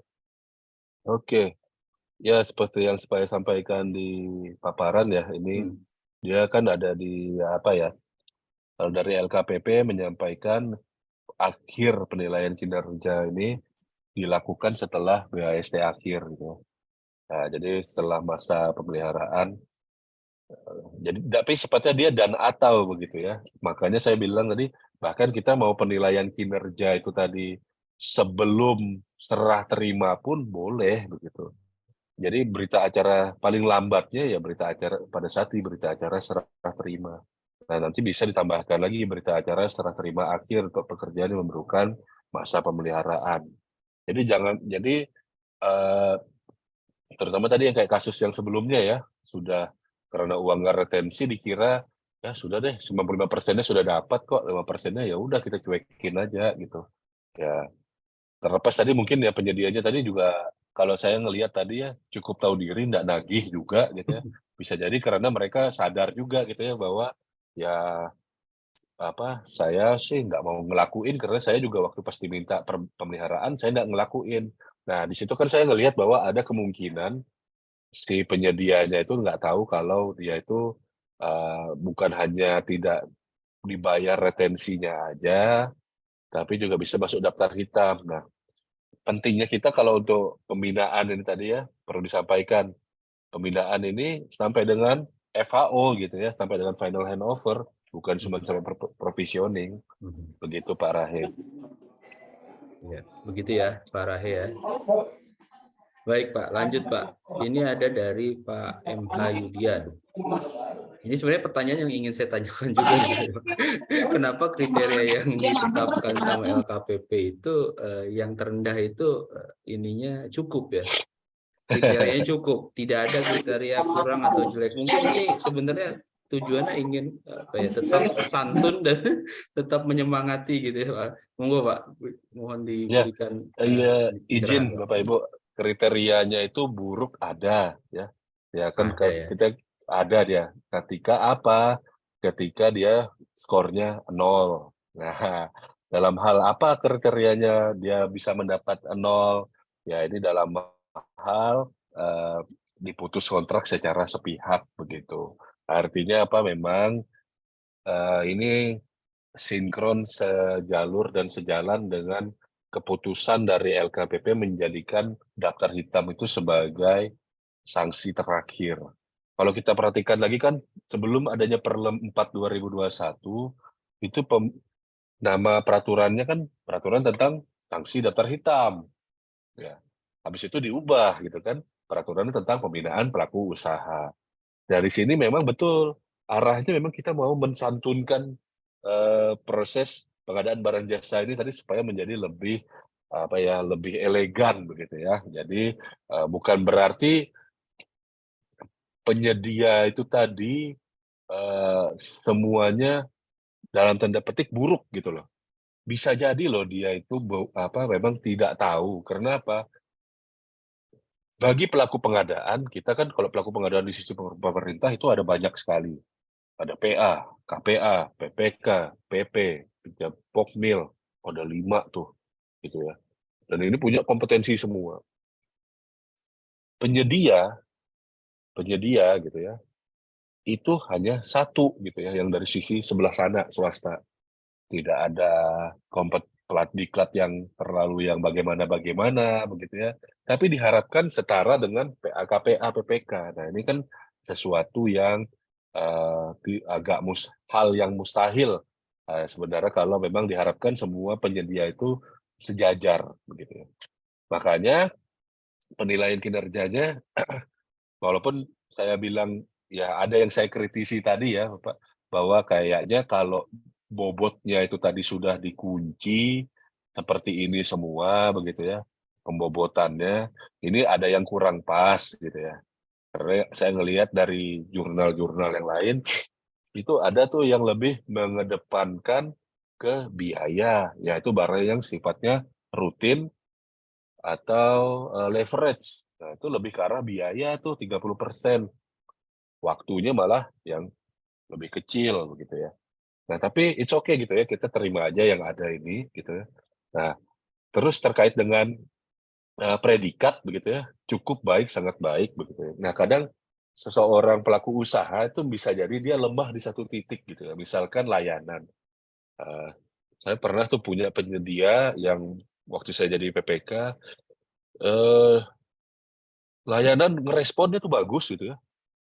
Bagus, sangat sangat baik gitu kan. Di telepon tuh ada gitu ya. Tapi yang lainnya itu buruk gitu loh. Cukup begitu ya, cukup gitu kan. Nah, pekerjaannya ya kontraknya nambah, minta diadendum begitu ya, walaupun tidak saya setujui, tapi ya tetap kan akhirnya karena dia mengajukan berdampak kepada kualitas dan kuantitas juga jadinya nilainya jelek gitu ya. Nah, tapi dia layanannya ternyata tetap sangat baik begitu. Nah, itu kan bisa menutupi kekurangannya. Nah, sama seperti saya menganalogikan tadi bahwa penilaian kinerja ini rapot gitu ya, bisa jadi itu penyedianya masih newbie, masih baru. Nah, sama kan seperti saya dulu juga waktu pas jadi PPK, saya juga pernah tuh jadi PPK yang newbie gitu ya, masih baru gitu ya. Salah menetapkan jenis kontrak gitu ya. Padahal ini kontraknya harusnya untuk kontrak harga satuan, karena saya masih tekstual, jumlahnya sudah pasti dan dapat diketahui secara umum begitu ya, apa secara rinci. Wah, ya udah deh lumsum deh ini ya, terapkan. Padahal sebenarnya pekerjaannya cocoknya pakai harga satuan gitu kan. Tapi karena saya belum tahu esensi filosofisnya, ya udah saya udah. Nah, tapi kan bukan berarti pelaku usaha itu nggak bisa berkembang begitu kan. Nah, jadi yang ada di sini ya memang dia membuat pelaku usaha itu kalau dia terlambat, kalau dia intinya tidak putus kontrak, dia masih kualitasnya cukup. Ya. Tapi kalau dia sampai putus kontrak, itu baru yang dia masuk buruk. Nah, jadi, yang cukup ini tadi, ini tugas kita bersama mengembangkan dan membina pada saat dia di proses pelaksanaan kontrak. Ya, gitu ya. Kurang lebihnya seperti itu kalau ditanya kenapa. Baik. Selanjutnya ada Pak Trisartono yang tadi mau sharing di kolom chat. Saya mengundang Pak Trisartono untuk berbicara langsung di forum ini. Silakan. Oh iya, saya paham ini maksudnya. Tapi ada beliau ya. Pak Trisartono, monitor apakah masih? Ya Pak. Silakan Pak. Sebenarnya sudah saya chat itu, cuma maksud saya tadi menanggapi ada pertanyaan yang terkait penyedia yang kelewatan belum dilakukan penilaian kinerja, sehingga mau minta tolong ke istilahnya paket berikutnya kalau pas kebetulan buka mungkin bisa melakukan penilaian kinerja gitu. Ya. Kebetulan saya pernah membantu PPK mengisikan penilaian kinerja itu, jadi penilaian kinerja itu kan melekatnya di SPSE satu paket dengan mulai paket dibuat, nah itu akhirnya nanti di penilaian kinerja itu, sehingga kalau PPK yang lain, Pokja pun dia tidak bisa untuk mengisikan penilaian kinerja itu, kecuali penyedianya menghubungi ke yang pemilik pekerjaan itu untuk dilakukan penilaian kinerja. Kalau penilaian kinerjanya kalau tidak salah masih tetap terbuka selama akun PPK-nya itu masih aktif. Soalnya terkadang beda tahun anggaran, kadang dinonaktifkan oleh ini bagian agensi LPSE-nya. Mungkin itu Pak. Terima kasih. Terima kasih Pak Riza Tono ya atas sharingnya ya. Ya memang betul ya Pak ya. Jadi tidak bisa ya membantu PPK lain untuk melakukan penilaian kinerja. Tapi bukankah ini Pak? Saya agak lupa juga. Apakah seorang PPK gitu bisa membuat paket baru kalau paket lamanya belum diselesaikan? Artinya belum sampai ke penilaian kinerja. Sejauh ini itu Belum ya? masih kalau belum ngupload kontrak aja. Kontrak Kita aja ya. harapkan Oke. iya. Ya, Mudah-mudahan itu sih bisa sejauh ini. dikembangkan tuh Pak ke depannya, termasuk ke Iya, penilaian kinerja. Baik, iya, itu ini sepertinya membantu itu. sudah tidak ada pertanyaan lagi di kolom chat Pak. Saya sebagai penutup Pak, pertanyaan penutup. Boleh. Dari hasil penilaian kinerja ini kan seperti tadi yang Bapak sampaikan dapat menjadi data dan informasi atau dasar untuk melakukan pembinaan pelaku usaha gitu Pak ya. Nah, cuma yang ingin saya tanyakan, siapa yang paling berwenang gitu untuk melakukan pembinaan ini? Kalau PPK mungkin kan oke, dia tahu data hasil penilaian kinerja penyediaannya. Cuma kan dia tugasnya beda nih Pak. Nah, siapa yang paling bertanggung jawab terhadap hal ini Pak? Oke. Jadi sebenarnya kalau kita mau coba ngelihat ke skup yang lebih besar begitu ya. Sebenarnya dari apalagi kalau teman-teman yang di Pemda itu tahu persis bahwa ada program monitoring, coordination atau and prevention MCP ya, Korsubgah ya, koordinasi supervisi pencegahan dari Komisi Pemberantasan Korupsi KPK. Nah, di sini ada area salah satu bukti indikator area intervensi di pengadaan barang jasa pemerintah ya yang mengedepankan supaya UKPB supaya kementerian, lembaga, pemerintah daerah itu menerapkan hal yang sama dengan tindak pidana pencucian uang. Nah, kalau di tindak pidana pencucian uang perbankan itu diwajibkan KYC gitu ya, know your customer gitu. Ya, kenali siapa customer Anda dan di situ dilakukan pembinaan. Nah, kalau kita yang di UKPBJ saat ini memang kalau dilihat kita cuman seolah-olah kayak diarahkan untuk membuat database gitu ya, database siapa yang sudah ikut tender. Nah, dalam satu tender ini siapa aja pesertanya, siapa pemenangnya. Nah, kemudian siapa yang ikut pengadaan langsung dan seterusnya. Data itu sebenarnya kita supply begitu aja gitu kan.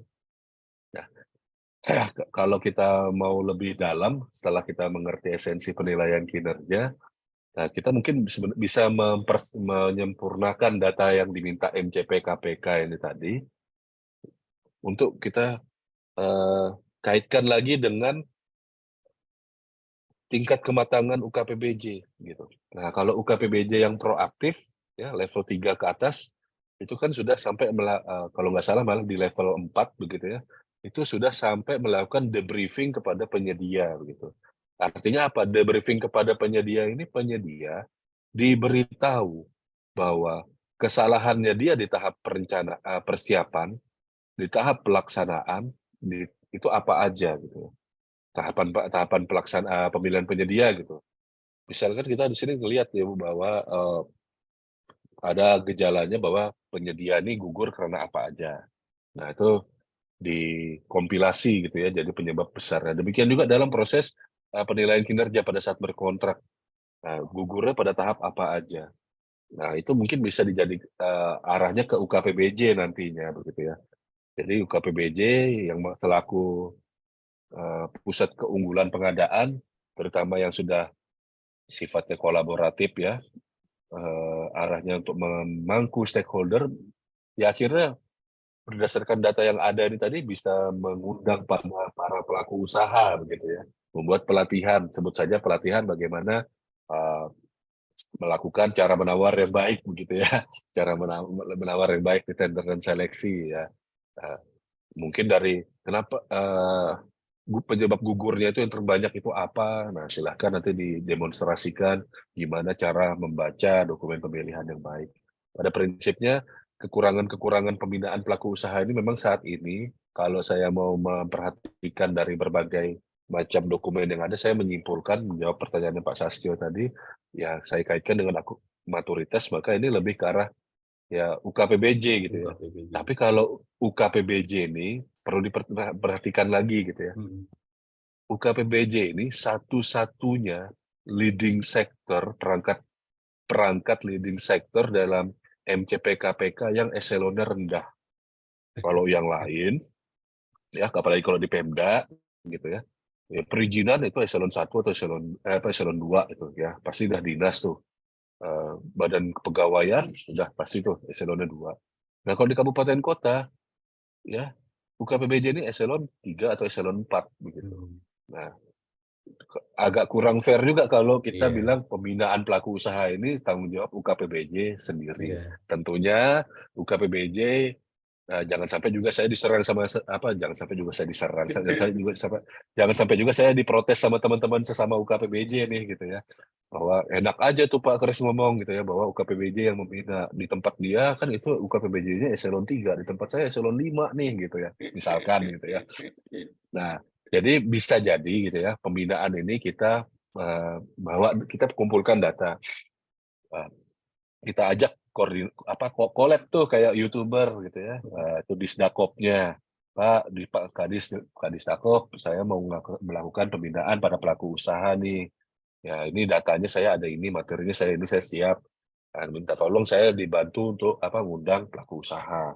Jadi sebenarnya kerjaan bersama dari satu kementerian, satu lembaga, satu pemerintah daerah, leading sektornya kebetulan motor penggeraknya adalah UKPBJ. Tapi UKPBJ bukan berarti bekerja sendirian. Tetap kita harus kolaboratif sama pihak-pihak terkait, terutama yang wewenang dan cakupan kekuasaannya lebih luas gitu ya, kurang lebih saya Pak. Baik, terima kasih Pak Kris atas jawaban dan juga seluruh paparannya dari tadi jam 9 mulai sampai sekarang tidak terasa sudah jam 11 Pak. Ya, terima kasih banyak sekali lagi Pak atas ilmu yang sangat bermanfaat bagi kami semua. Selanjutnya mungkin ada closing statement Pak. Oke. Saya rasa untuk kesimpulan sudah jelas ya, mari jadikan penerapan instrumen pembinaan pelaku usaha ini kita gunakan untuk meningkatkan kinerja pengadaan barang jasa pemerintah. Mari kita pandang penyedia itu sebagai bintangnya dalam proses pengadaan barang jasa, bahwa segala sesuatu yang ada dalam keberhasilan itu tadi kita perlukan kehadiran penyedia. Nah, kehadiran penyedia ini tadi tentunya kita harapkan tidak bisa serta-merta tanda tangan kontrak selesai langsung kita tutup mata. Ya kita tetap gunakanlah instrumen ya penilaian kinerja ini tadi, Pak penyedia ini kurangnya di sini nih, tolong perbaikin gitu ya, sama seperti kayak kita nasihatin mitra kita, anak kita gitu ya, kalau kita ada kinerjanya yang masih kurang. Nah, saya mengucapkan terima kasih kepada teman-teman di IAPI begitu ya, dari yang mempercayakan saya kepada mengisi pada pagi hari ini. Terutama juga saya terima kasih banyak sama Pak Sastyo dari Kemenhumham ya Pak ya. Sama-sama, kemarin Pak. saya diinfokan Pak Ramli itu, kemarin saya baru lagi di Makassar. Wah ini teman saya nih Pak Sastyo nih. Oh baru ya kita salam kenal Pak, dan mohon maaf tadi kalau ada salah-salah kata. Kurang lebihnya demikian, saya juga menyampaikan hal yang sama, ucapkan terima kasih atas perhatiannya dan mengucapkan mohon maaf apabila ada salah-salah kata. Mari kita tetap semangat dan menjadikan pengadaan semakin berkualitas. Terima kasih. Amin, amin. Terima kasih Pak Christian Gamas. Ya, tentunya kebersamaan dan diskusi kita juga tidak dibatasi oleh waktu meeting kita di Zoom meeting ini ya. Tentu masih banyak ruang diskusi lain. Tadi juga Pak Christian Gamas sudah share nomor teleponnya, nomor handphonenya, bisa mungkin mulai sekarang di save kontaknya, dan kalau ada perlu mungkin bisa disapa dan bisa diajak berdiskusi. Saya juga mengucapkan terima kasih kepada panitia ya, penyelenggara IAPI Pusat yang telah memfasilitasi forum diskusi ini. Mudah-mudahan bisa berkelanjutan dan ada diskusi dengan tema-tema yang lebih menarik selanjutnya. Kurang lebihnya saya mohon maaf. Assalamualaikum warahmatullahi wabarakatuh. Selamat siang. Salam sejahtera untuk kita semua. Saya kembalikan ke MC. Silakan, Bu. Terima kasih sebelumnya kepada Pak Christian dan Pak Sastio atas pemaparan materinya pada hari ini. Selamat siang.